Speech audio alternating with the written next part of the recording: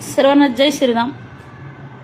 आज भारतीय जनता पार्टी सर्व उमेदवारांची यादी डिक्लेअर झालेली आहे। आपण बघितलं असेल, आमच्या महाराष्ट्र गजेशाने ती यादी पब्लिश पण केली।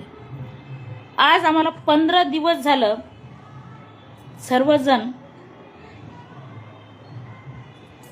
याच्यामध्ये ठेवलेत की तुम्हाला आज होईल, उद्या होईल, परवा होईल। आम्हाला आज पक्ष सृष्टीने एवढा मोठा धोका दिलाय। काल आम्ही माननीय अशोकरावजी चव्हाण साहेबांसोबत कमीत कमी आम्ही 1 तास आम्ही चर्चा केली। काल मी आत्मदहनाचा इशारा दिला होता की आम्हाला तिकीट जर नाही मिळालं तर आम्ही आत्मदहन करणार। आम्ही 8 ते 15 महिला होतो तिथं काल, आणि पक्षश्रेष्ठीनं आज आम्हाला न सांगता आमच्या झोपेत धोंडा घातला। कारण आज पैशाची जीत झाली आणि आमची हार झाली। ज्या वार्ड नंबर 10 मधून मी दावेदारी केली होती, त्या वार्ड नंबर 10 मध्ये महेंद्र देममुंडे नावाचा कार्यकर्त्याला दिलं आज तिकीट, ज्यांनी फडणवीस साहेबाला शिव्या दिल्या, अशा लोकांना यांनी दावेदारी दिली। कारण पक्षश्रेष्ठींना सर्व माहीत असताना सुद्धा जर अशा सगळं जर करत असेल तर हा आमच्यावर अन्याय आहे। आम्हाला एक नाही 4 जागून आम्हाला तिकीटची ऑफर होती, पण आम्ही कुठलंही केलं नाही। आम्ही असा विचार केला, संसार एका संघ करायचा आणि मार्केटमध्ये दुसरा नवरा घेऊन हिंडायचा का? एका घरामध्ये आम्ही प्रामाणिकपणे काम केलं। ज्यावेळेस आम्ही झेंडा हातात घेतला त्यावेळी आम्ही भांजेचा झेंडाच हातात घेतला, आणि आताही घेऊ भांजेचा झेंडाच हातात।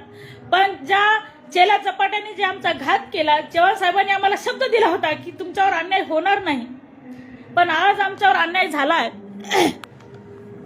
आज कुणी असो, मागासवर्गीय महिला आहेत। आज वार्ड नंबर 9 मध्ये माझं मतदान होतं। पुरुषाला जागा सुटल्यामुळे वार्ड नंबर 10 मध्ये दावेदारी केली, कारण माझा हातकर 10 मध्ये आहे आणि 9 मध्ये माझं मतदान आहे।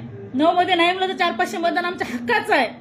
सर्व चव्हाण साहेबांना हकीकत माहीत असताना सुद्धा याने आमच्यावर आज एक मटकेवाल्याच्या बायकोला इथं मतदान देण्यासाठी थांबवलं। आज जे बसून स्वतः ती बाई एका जागेवर बसून मटका घेते, काय मटकाचे ती पैसे वसूल करते। आज त्याच्याकडे क्रिकेटच्या बुग्या चालतात, सगळं चालतं। अशा लोकांना जर तिकीट दिलं तर आमच्यासारख्या कार्यकर्त्यांनी प्रामाणिकपणाने काम करताना जायचं कुठं? ना माझा नवरा आमदार आहे, ना माझा बाप आमदार आहे, ना कोणीच आमचा आमदार आहे काय?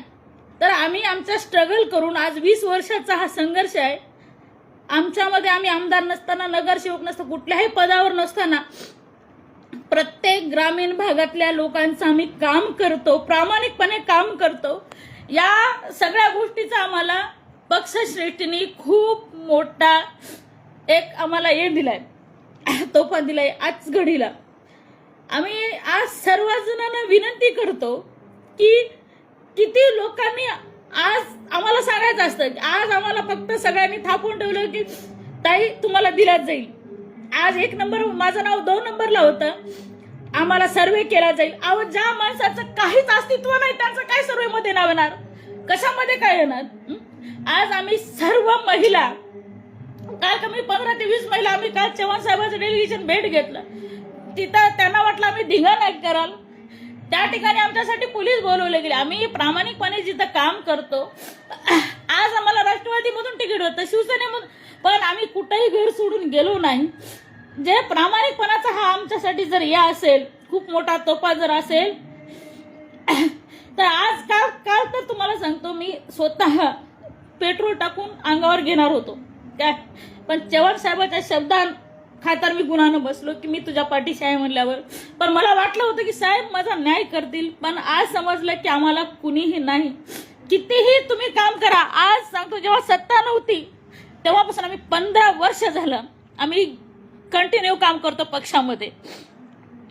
सर्वांना माहित आहे की आम्हाला जर ओळख असेल तर भाजप म्हणून ओळखतात, कार्यकर्ते प्रामाणिक कार्यकर्ते। अहो, ज्यावेळेस कुणीच नव्हतं, यावेळेस ज्यावेळेस 15 वर्षाखाली आपल्या भाजपमध्ये सत्ताही नव्हती इथं, त्यावेळेस आम्ही काम करतो, आंदोलन करतो। प्रत्येक ठिकाणी 2 ना 3 महिला, आमच्या 3च महिला आहेत। एक शीतलताई भालके होत्या, महादेवी मठपती, शततारका पांढरे आणि लक्ष्मी वाघमारे, आणि या गिनीचुन्या दुसऱ्या 2 महिला होत्या। त्याच महिला प्रामाणिकपणे काम करत होत्या। ते बी आमचे महानगराध्यक्ष संतोषराव हंबर्डे, माननीय प्रवीण भाऊ साले, हे दोनच व्यक्ती असे होते की जे प्रामाणिकपणे काम करत होते. आम्हाला वाटलं ते सुद्धा न्याय देतील, पण त्याचं कोणी चालू दिलं नाही. माहित नाही कोणता दबाव आला. आम्हाला वाटलं मग जातीसाठी लोक माती खातात, म्हटलं होतं आम्हाला संजू भाऊ माननीय गोपछडे साहेब आम्हाला न्याय देतील, पण आम्हाला कोणीही न्याय दिलेला नाही. लास्टपर्यंत आम्ही सांगितलं पैशासाठी जर होत असेल तर माझं जे बी काही जमा केलं असेल, माझ्या नवऱ्यानं, माझ्या सासऱ्याची पुण्याई असेल, माझी स्वतःची काही असेल, माझ्या नवऱ्याची असेल, मी सर्व तुमच्या दारामध्ये आणून ठेवतो, पण मला प्रामाणिकपणे तिकीट द्या. पण आम्हाला सगळ्यांना डावळून आज भारतीय जनता पार्टीनं आज वार्ड नंबर 10 मध्ये पक्की दावेदार होतो. आज शीट पण निवडून आली असती तिथून, पण मी घर सोडून दुसरीकडे गेलो नाही. त्याचं कारण एक आहे की आम्हाला दुसऱ्याचं काही नको म्हणून आम्ही घर सोडत नाही, आणि त्याच प्रामाणिकपणाचा हे लोक फायदा घेतात. आणि आज महेंद्र देमगुंडेला तिथून तिकीट दिलं गेलं माझ्या जागेवर. त्या माणसाचं काही असू नये, ज्यांनी देवेंद्र फडणवीस साहेबांना शिव्या दिल्या, माननीय मोदी साहेबांना शिव्या दिल्या, आमच्या पक्षाला शिव्या दिल्या, अशा माणसाच्या आज बायकोला तिकीट दिलं गेलं. आज वार्ड नंबर 9 मध्ये तिथून सुद्धा एका मटकेवाल्याच्या बायकोला तिकीट दिलं, कारण की आमच्या एका पक्षाच्या माणसाचा त्याच्यावर हात असल्यामुळं ते सांगितले की सर्वांनी त्या माणसामुळे झालंय. पण त्याने सुद्धा विचार करावा की आमच्यासारख्या कार्यकर्त्यांनी कुठं जावं. काय आम्हाला कुणीच नाही का, आम्ही फक्त झेंडे घ्यायचे, कामं करायची, आंदोलनं करायची, सदस्य नोंदणी करायची. तुम्ही मोदी साहेबांचं म्हणजे जे बी काम असेल, राख्या गुळ्या करायच्या, अरे आम्ही बाहेर जाऊन कामं करायची, आणि या पक्षाच्या लोकांनी आमच्यावर अन्याय करायचा. कुठंतरी थांबलं पाहिजे. चव्हाण साहेब, मला तुमच्याकडून एवढीच अपेक्षा होती की तुम्ही आमच्यावर अन्याय करणार नाही. अमर भाऊरावकर असतील, संतोषराव हंबर्डे असतील, सर्वांना विनंती होती, आणि मान्य आमच्या पक्षश्रेष्ठींना विनंती होती, आणि देवेंद्र फडणवीस साहेबांना पण विनंती होती की फडणवीस साहेबांनी सुद्धा आमच्यावर अन्याय झाला नाही पाहिजे. काम करणाऱ्या कार्यकर्त्याला आज कचरा उचलायचा असेल तर आम्ही वार्डात उचलतो, नाली काढायचं असेल तर आम्ही फोन करतो, प्रत्येक छोट्या मुळात तहसीलचं जरी काम असेल तर आम्ही करतो. आणि याने तिकीट घ्यायची का? अहो, ज्या माणसांनी वार्डामध्ये येऊन कधी बघितलं सुद्धा नाही, आज 5 वर्षामध्ये तुम्ही वार्डात येऊन बघा परिस्थिती काय असेल. आज जर येणारे जर कार्यकर्ते असतील ते फक्त पैशाच्या जोरावर निवडून येतील, दुसरं काहीच त्यांचं अस्तित्व नाही. 5 वर्षामध्ये यांनी लोकांनी काय काम केलं. आज आम्ही बल्ब लावण्यापासून आज माझं काहीच नसताना 4 ते 5 रोड मी माझ्या वार्डामध्ये आणले, मी स्वतःच्या सोबळावर आणले. मी नगरसेवक नाही, कुठल्या पदावर नाही, माझा नवरा पदावर नाही ना माझा बाप पदावर नाही, तरी मी माझ्या स्वबळावर आणले. माझा एक नवरा देवपुजारी माणूस आहे, माझा भाऊ सुद्धा शेतकरी आहे, तरी आम्ही आमच्या स्वबळावर एवढं गाजवतो. यांना काम करणाऱ्या महिला नको आहेत.